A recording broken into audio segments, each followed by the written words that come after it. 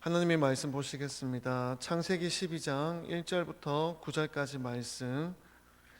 창세기 12장 1절에서 9절까지 말씀 다 함께 한 목소리로 합독하시겠습니다. 함께 읽겠습니다. 여호와께서 아브라함에게 이르시되 너는 너의 고향과 친척과 아버지의 집을 떠나 내가 내게 보여줄 땅으로 가라. 내가 너로 큰 민족을 이루고 내게 복을 주어 내 이름을 창대하게 하리니 너는 복이 될지라.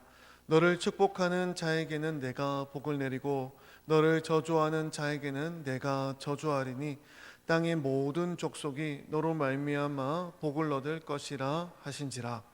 이에 아브라함이 여호와의 말씀을 따라갔고 롯도 그와 함께 갔으며 아브라함이 하란을 떠날 때에 75세였더라.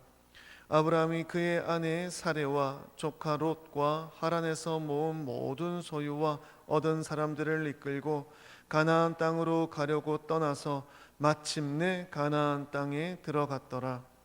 아브라함이 그 땅을 지나 세겜 땅 모래 상수리 나무에 이르니 그때 가나안 사람이 그 땅에 거주하였더라. 여호와께서 아브라함에게 나타나 이르시되 내가 이 땅을 내 자손에게 주리라 하신지라. 자기에게 나타나신 여호와께 그가 그곳에서 제단을 쌓고 거기서 베델 동쪽 산으로 옮겨 장막을 치니 서쪽은 베델이요 동쪽은 아이라. 그가 그곳에서 여호와께 제단을 쌓고 여호와의 이름을 부르더니 점점 남방으로 옮겨갔더라. 아멘. 할렐루야. 오늘은 우리 민족의 명절인 설 명절입니다. 설 명절이라 우리가 원래는 헤어져 있던 가족들 또 친척들이 다 함께 모여서 또 정을 나누어야 되는데요. 코로나 바이러스로 인해서 또 이렇게 모이지 못하고 가족 모임도 5인 이상 이렇게 집합이 금지되는 그런 한 번도 이렇게 우리가 맞아보지 아니한 그런 설 연휴를 맞고 있습니다. 이렇게 되니까 더 우리 가족들에 대해서 좀 더 많이 생각을 하게 되는 것 같습니다. 그 신앙의 명문 가문이라고 하는 말이 있는데요. 참 그 말이 많이 이렇게 사모가 되고 또 도전이 됩니다. 신앙의 명문 가문을 세우고 싶다. 자, 이런 마음이 참 있습니다. 이 혈통적으로 외에도요. 그리고 하나님 나라에서 영적으로도 유명한 그런 가문을 세우고 싶은 것이 지금 또 가정을 꾸리고 있고 새 자녀를 키우고 있는 저에게 주시는 또 하나님의 마음이라고 생각을 합니다. 근데 우리가 전 세계에서 가장 유명한 가문이 어딜까? 가장 유명한 어떤 조상을 가진 그런 사람들이 누굴까 생각해 보았는데요. 아무래도 아브라함이 아닐까, 그리고 그 아브라함의 그 가문이 아닐까라는 생각이 듭니다. 혈통적으로 아브라함이 나의 조상입니다 라고 고백하는 사람들이 뭐 이스라엘에 있는 그 600, 700만의 유대인들 외에도 아랍 사람들도요 한 4억의 인구가 되는데 그들도 아브라함이 자신들의 조상이라고 이야기를 합니다. 혈통적으로 외에도 영적으로도 전 세계에 있는 많은 기독교인들이 거의 한 20억 가까이 넘죠. 20억이 훌쩍 넘는 인구인데 그런 사람들이 아브라함을 우리의 영적인 조상이다, 믿음의 아버지다라고 그렇게 고백을 합니다. 그러니까 전 인류의 3분의 1 이상이 거의 절반에 가까운 인구가 아브라함을 우리의 조상입니다라고 이렇게 이야기를 한다라는 거예요. 그래서 전 세계적으로 아주 존귀한 이름 바로 아브라함이고요. 그리고 수많은 후손들이 그 이름을 존경하게 되었다라는 것입니다. 그런데 아브라함도요 처음부터 그렇게 존귀하고 유명하고 잘 되고 그랬던 것은 아닙니다. 창세기 11장 30절에 보면은 그 가정에 대한 이야기를 좀 소개하는데요. 사레는 임신하지 못함으로 자식이 없었더라라고 그 가정에 대해서 소개하고 있습니다. 창세기 족보에서 처음으로 잉태하지 못하는 여인이 소개가 되는데 그 여인이 바로 아브라함의 아내 사레였던 것입니다. 그리고 또 그 가정에 대한 이야기를 조금 더 하는데요. 그의 형제 하란, 아브라함의 형으로 추정되는데요. 그 형제 하란은요 아버지보다 먼저 죽은 것으로 소개되는 성경에 나오는 최초의 인물이기도 합니다. 그러니까 원래는 이제 아버지가 이제 더 오래 살았으니까 보통은 그렇게 순서가 가는데요. 이 집안에는요, 또 어떻게 또 그런 일이 있었는지 그 아들이 아버지보다 먼저 죽었다라고 하는 그런 가정사의 아픔이 또 소개되기도 하였다라는 것입니다. 그래서 이 가정을 생각해 보았을 때 아브라함 때에 자녀를 못 낳는 그런 그 당시 저주와도 같은 일이 있었고, 그 아들이 그 아버지보다 먼저 명을 달리하는, 참 언제 누가 먼저 갈지 모른다라는 그런 조금 위기감이 가정 가운데 있었던 것 같습니다. 그래서 참 그 가정, 특히 아브라함의 가정은 후계가 없는 좀 절망적인 상황 가운데 있었다라고 보는 것이 그 당시 아브라함의 가정에 대한 바른 이해였던 것 같습니다. 그런데 어떻게 이런 아브라함이 지금 전 세계 거의 절반의 사람들이 이렇게 따르는 믿음의 조상이 되고 유명한 이름이 될 수 있었을까요? 하는 부분을 오늘 크게 두 가지로 나누어서 함께 보려고 합니다. 먼저는 우리가 아브라함의 삶을 돌아보면요, 보이는 것을 따르는 삶이냐 보이지 않는 것을 따르는 삶이냐라고 했을 때 어느 쪽을 선택하는 삶인지 먼저 한번 보았으면 좋겠습니다. 1절 말씀에 보니까 여호와께서 아브라함에게 이르시되 너는 너의 고향과 친척과 아버지의 집을 떠나 내가 내게 보여줄 땅으로 가라라고 말씀하고 있습니다. 여호와 하나님께서 지금 떠나라라고 명령하고 계시는 그 땅은 아브라함의 고향인데요, 바로 갈대아 우르입니다. 갈대아 우르. 갈대아 우르는요, 고대 바벨로니아 제국이 세워진 어떤 그 메소포타미아 지역으로 당시 세계에서 가장 높은 수준의 문화를 형성한 곳이었고요, 발전한 곳이었습니다. 부유한 곳이었고 수준이 높은 그런 지역이었습니다. 그러나 그 땅은 우상을 숭배하는 땅이기도 하였습니다. 그래서 그 땅은요, 확실히 눈에 보이는 화려한 것들, 눈에 보이는 확실한 부와 그리고 또 문명, 그리고 아브라함은 그 눈앞에 그런 편리한 것들이 있었을 뿐만이 아니라 또 그 주변에 무엇이 있습니까? 친척과 아버지의 집이 있었다라는 거예요. 언제든지 도움을 주고 받을 수 있는 든든한 어떤 그런 배경이 아브라함에게 약속되어져 있는 그런 것들이 눈에 보이는 땅이 바로 여기 갈대아 우르였다라는 것입니다. 하나님께서는 그런데 이 익숙한 곳, 편리한 곳을 떠나라고 말씀하십니다. 왜냐하면 거기는 하나님을 섬기는 곳이 아니라 우상을 섬기는 땅이기 때문입니다. 그래서 하나님과 교제를 할 수 있는 친밀한 어떤 관계를 형성할 수 있는 영적인 토대가 형성되어 있지 않았기 때문입니다. 그래서 하나님께서는 거기 너의 그런 익숙한 곳을 떠나서 내가 너에게 보여줄 땅으로 가라라고 하시는데, 그 땅은 바로 가나안 땅이었습니다. 가나안 땅은요, 그 메소포타미아 지역에 살고 있던 사람들에게는 익숙하지 않은 미지의 땅입니다. 더 수준이 낮은 곳이니까 동경할 수가 없는 땅이겠죠. 일부러 그렇게 갈 일이 없는 거예요. 그러니까 그 땅에 대한 어떤 정확한 정보도 사실은 많이 없었을 것이라고 생각됩니다. 그러나 가나안 땅은요, 하나님께서 장차 보여주시겠다라고 설명하시는 땅입니다.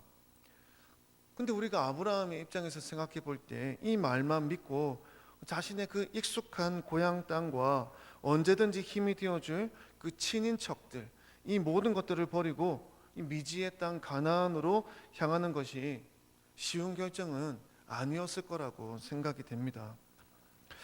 그리고 나서 하나님께서 아브라함에게 떠나라고 말씀하시면서 2절과 3절에 몇 가지 약속의 말씀을 주시는데, 그 약속의 말씀을 우리 한번 읽어보겠습니다. 2절과 3절입니다. 내가 너로 큰 민족을 이루고 내게 복을 주어 내 이름을 창대하게 하리니 너는 복이 될지라. 너를 축복하는 자에게는 내가 복을 내리고 너를 저주하는 자에게는 내가 저주하리니 땅의 모든 족속이 너로 말미암아 복을 얻을 것이라 하신지라. 굉장히 좋은 말씀이잖아요. 굉장히 이렇게 되게 좋은데, 말씀을 따라서 가나안으로 가면 이런 일이 내게 일어난다고 하면서 이렇게 생각이 되어질 법한 그런 말씀이라고 지금은 우리가 그렇게 생각이 되죠. 왜냐하면 이 일이 다 지나고 나서 성경에 기록되어졌고, 이렇게 하나님의 약속의 말씀을 따라서 이 약속된 복을 받은 사람들의 케이스를 우리가 많이 알고 있으니까요. 이게 참 좋은 말씀이다, 축복의 말씀이다라고 생각들지만, 당시 아브라함에게는요, 이건요 도박과 똑같은 말씀이에요.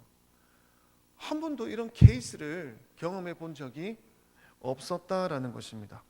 내가 너로 큰 민족을 이루고, 첫 번째 약속의 말씀인데요. 이 아브라함의 상황은 지금 어떻습니까? 자기의 아내는요 임신하지 못하는 여인이었습니다. 나중에 훗날 아브라함이요 하갈이라고 하는 여종에게서 이스마엘이라는 아들을 얻게 되는데요. 그걸 보면 사라가 임신하지 못하는 그런 치명적인 어떤 약점을 가지고 있었던 것이 분명한 것 같아요. 그래서 이게 어떻게 생물학적으로, 물리학적으로 이게 어떻게 해결될 수 없는 그런 문제가 있었다라는 것입니다. 참고로 아브라함의 아버지 데라가 아브라함을 낳았던 때의 나이는 130살입니다. 아브라함이 100세에 이삭을 얻었다고 하는데 아브라함보다 나이가 많죠. 하란에서 205세에 그 아버지 데라가 죽었는데요. 그때 아브라함이 하란을 떠나게 되는데 나이가 75세라고 합니다. 그러니까 그 차이를 계산해 보면은 아버지가 130살인 것이죠. 그러나 그 아버지 데라는요 70세에 그 형제들을 이제 낳기 시작했다라고 합니다. 70세.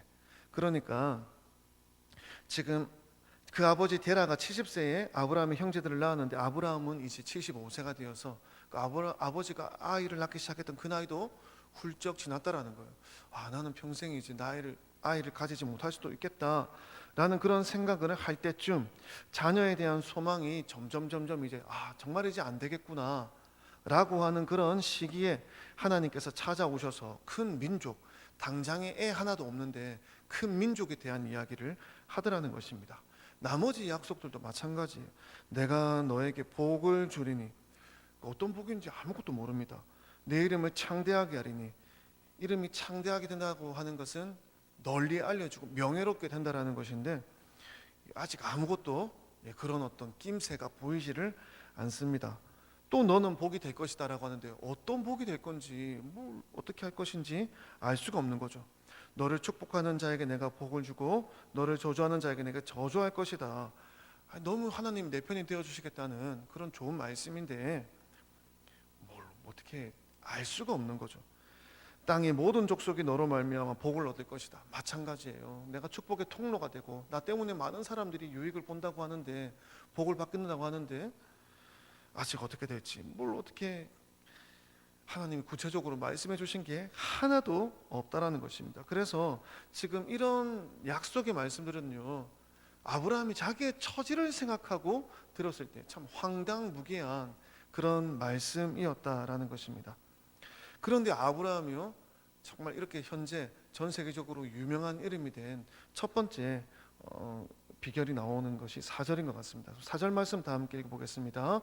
이에 아브라함이 여호와의 말씀을 따라갔고 롯도 그와 함께 갔으며 아브라함이 하란을 떠날 때에 75세였더라. 예, 그렇습니다. 아브라함이 따랐던 것은 자기 어떤 환경이나 처지나 상황 이런 것들이 아니라 여호와의 말씀을 따라갔다라고 이야기하고 있습니다. 말씀을 따라갔다. 여호와의 말씀을 따라갔다. 아브라함 입장에서는 참 쉽지 않은 결정인데요. 사실 하나님이 나를 놀리시나? 내가 뭘 이렇게 잘못 들었나? 라고 생각되어질 법한 그런 말씀인데요.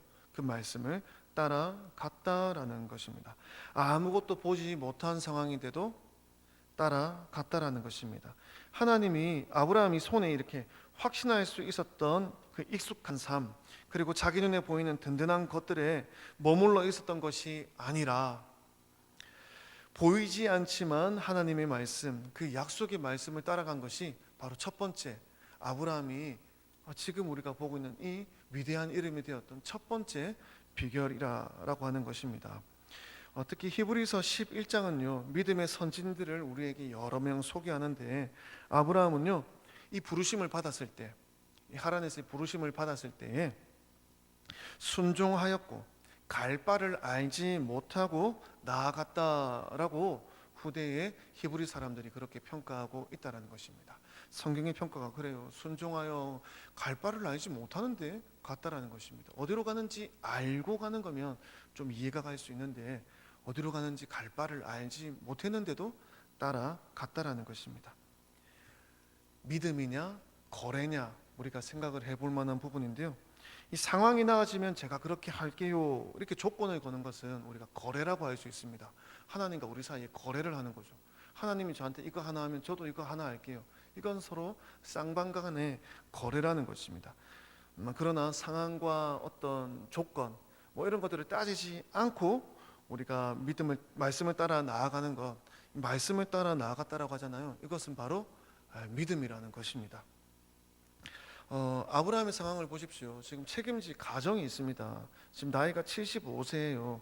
또 5절에도 보면 아브라함이 그의 아내 사레와 조카 롯과 하란에서 모은 모든 소유 얻은 사람들을 이끌고 가나안 땅으로 갔답니다. 자기에게 딸린 식구가요 여럿이에요. 홀홀 단신이 아니라는 것입니다. 먹여 살려야 될 이 식구들이 있다라는 거예요. 조카 롯도 따라왔습니다. 자기 밑에 여러 따르는 사람들이 있습니다.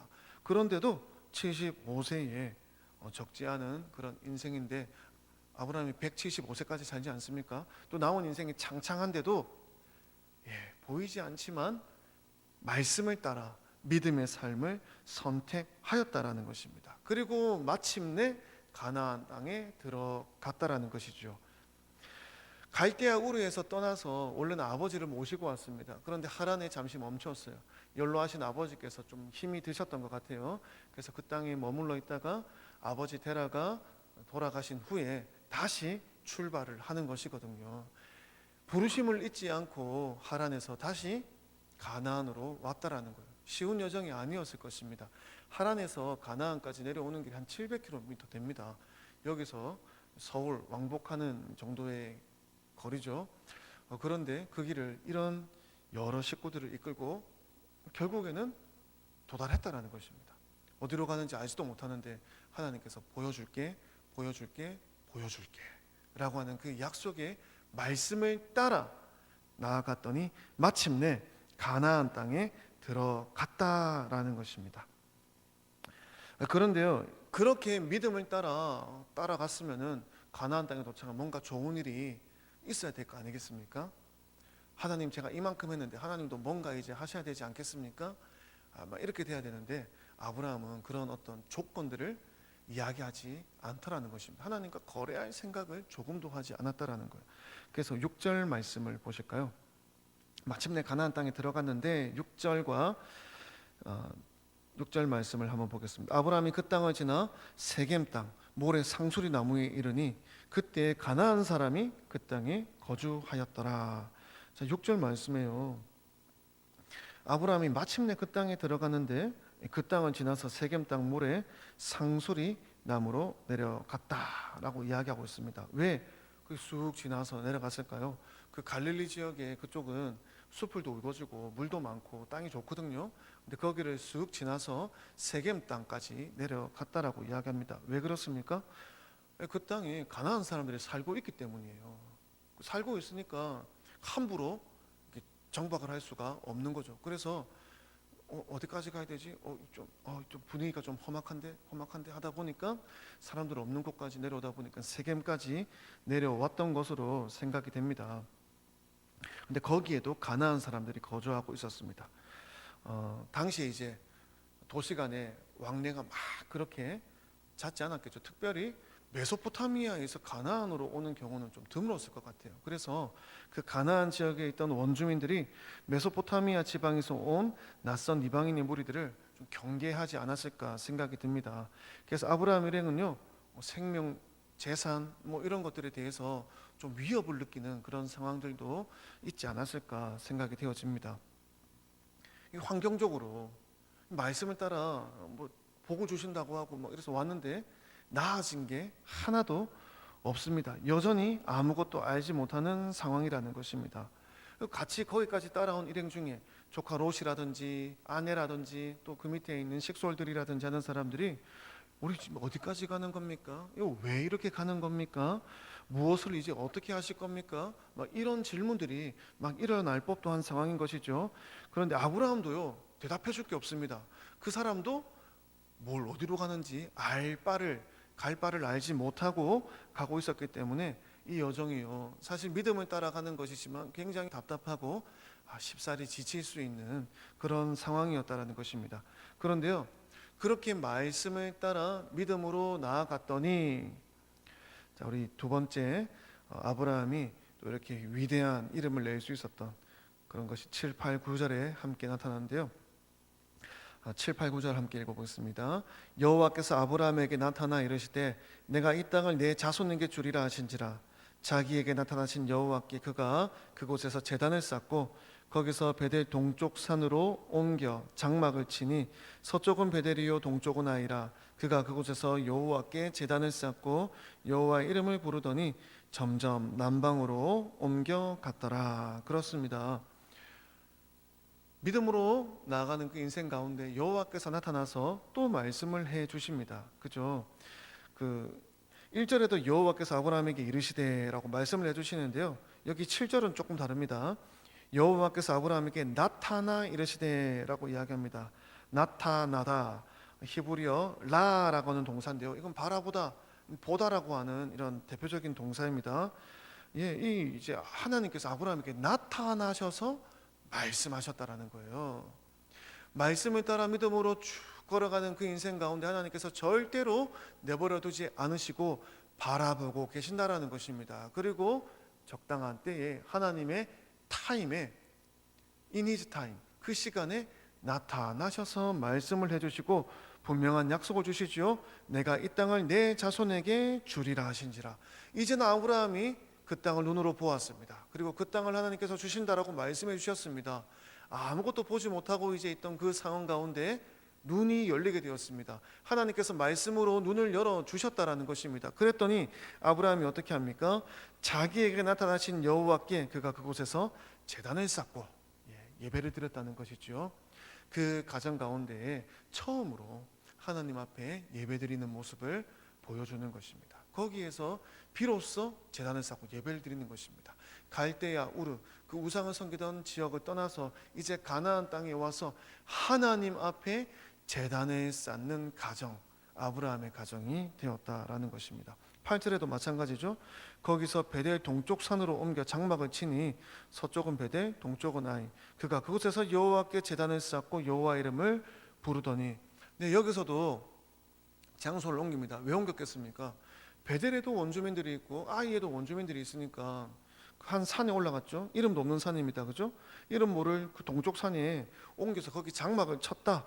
그리고 거기에서도 제단을 쌓았다. 예배를 드렸다는 거예요. 그리고 여호와의 이름을 불렀다라는 것입니다. 마치 아벨이 죽고 나서 셋을 얻었는데 셋이 에노스를 낳고 나서 비로소 그때 그 사람들이 여호와 이름을 불렀던 것처럼 새로운 은혜의 때가 시작되었다라는 거예요. 이 아브라함을 통하여 여호와의 이름을 부르는 새로운 때가 또 시작이 되었다라는 것입니다. 제단을 쌓았다. 환경은 변하지 않았지만 말씀해 주시는 여호와 하나님 앞에 믿음으로 또한 예배를 드리기 시작했다라는 것입니다. 고난 중에 여호와 이름을 부르짖게 되는 것 같습니다. 아브라함은 여러 가지 이런 시련을 겪으면서 답답한 상황 가운데서도 하나님에 대하여 더 신뢰하는 마음을 가지게 되었다라는 거예요. 이 고난의 시간들이 아브라함을 더 강하게 만들어 주었다라는 것이죠. 예배하지 않고서는, 하나님을 의지하지 않고서는 도저히 이렇게 살아갈 수 없는 환경이었기 때문에 하나님을 더욱더 신뢰하고 의지하는 법을 가나안 땅에서 배웠다는 것입니다. 이 환경적인 부분에서 분명히 어려움이 있었을 텐데 어딜 가나 원주민들이 있고 쉽사리 이렇게 자리 잡지 못하는 상황이었을 텐데요. 그래서 점점 남방으로 옮겨갑니다. 남방으로 옮겨간다. 갈 곳이 없으니까요. 남방이라고 번역된 것이 이게 사우스가 아닙니다. 네게부라는 것입니다. 네게부는요, 유대 아래쪽 그 황량한 지역. 네게부라고 하는 말 뜻 자체도 마른 땅이라는 뜻입니다. 근데 이 네게부 최남단, 이스라엘의 최남단 도시가 있는데 바로 브엘세바입니다. 이스라엘의 가장 아래쪽에 있는 도시 브엘세바. 여기가요, 나중에 아브라함의 주요 이제 거처가 됩니다. 여기서 목축을 하고요. 그리고 그 아들 이삭도 브엘세바를 기점으로 해서 활동을 하게 됩니다. 왜냐하면 황량한 땅에 누가 이렇게 와서 그렇게까지 뭘 하겠어요. 사람들이 없는 곳까지 오다 보니까 여기까지 내려오게 되는 거겠죠. 그럼에도 불구하고 그 어려운 상황 가운데서도 가나안을 떠나지 않았다라는 것입니다. 약속의 땅 가나안을 끝까지 떠나지 않았다라는 거예요. 어떤 분들은 이제 여기 애굽으로 갔다, 고난을 피해서 이렇게 자기 살 길을 찾아 애굽으로 갔다 그러는데, 그건 이제 그 뒤에 나오는 기근 때의 이야기고요.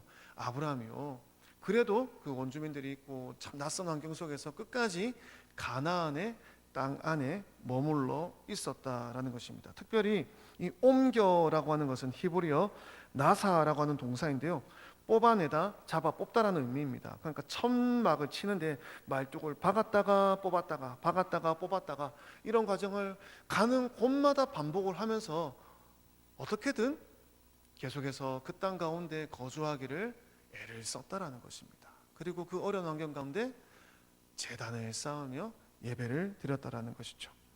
이게 두 가지가 오늘 이 아브라함이 오늘날 이렇게 믿음의 조상이요 유명한 이름이 된 비결이라고 생각을 합니다. 첫 번째는 말씀을 따라갔다라는 것, 두 번째는 예배의 삶을 살았다라는 것입니다. 우리 설 명절에 우리 가정들도, 우리 가문들도 신앙의 명문 가정, 명문 가문이 다 되기를 소원하는 마음이 다 있으실 거예요. 우리 자녀들, 우리 아들, 딸들이 믿음의 자녀들로 하나님 나라에서 유명한 자들로 살아가기를 소망하는 마음들이 우리 부모님들 마음 가운데 다 있으시리라 믿습니다. 이 땅에 눈에 보이는 어떤 환경들과 조건들을 생각하면은 참 우리가 다 그 길을 따라갈 수 없겠지만, 말씀을 그래도 우리가 따라가는 그런 가정들이 다 될 수 있으면 참 좋겠습니다. 제가 마음에 소원하는 우리 가정의 모습이기도 하고요, 또 우리 교회 안에 그런 가정들이 일어나기를 소원하는 것이 또 기도의 제목이기도 합니다. 말씀을 따라가는 우리 가정, 정말 이렇게 좀 도전이 되는 그런 우리 가정의 모습 아니겠습니까? 또 두 번째는 예배를 사수하는 것이죠. 어려운 상황일수록 우리가 예배에 더 집중해야 하는 것입니다. 즉 하나님을 바라보아야 한다는 것이죠.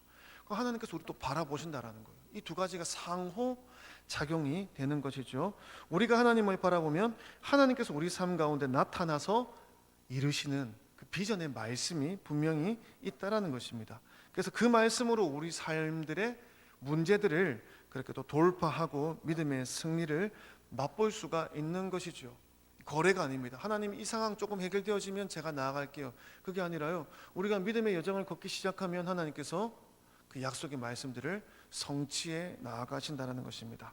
그래서 우리가 다 이 믿음으로, 이 예배 자리를 지킴으로 신앙의 명문 가정을 이루는 1세대들이 다 되기를 소원하고요, 다음 세대 우리 자녀들에게도 이 신앙의 복을 물려줄 수 있는 그런 우리 가정들이 다 될 수 있으면 좋겠습니다. 특별히 2021년에는 우리 가정에서 예배, 특별히 가정 식탁 예배, 가정에서 이렇게 드리면 사실 자녀들에게 교육적으로도 너무 좋은 부분들이 많이 있고요, 또 말씀을 같이 나누는 것으로 인한 유익이 너무나 큽니다. 우리 가정 식탁 예배가 2021년에는 우리 가정들마다 잘 세워질 수 있는 그런 한 해 될 수 있게 되기를 주님의 이름으로 축복합니다. 함께 기도하겠습니다.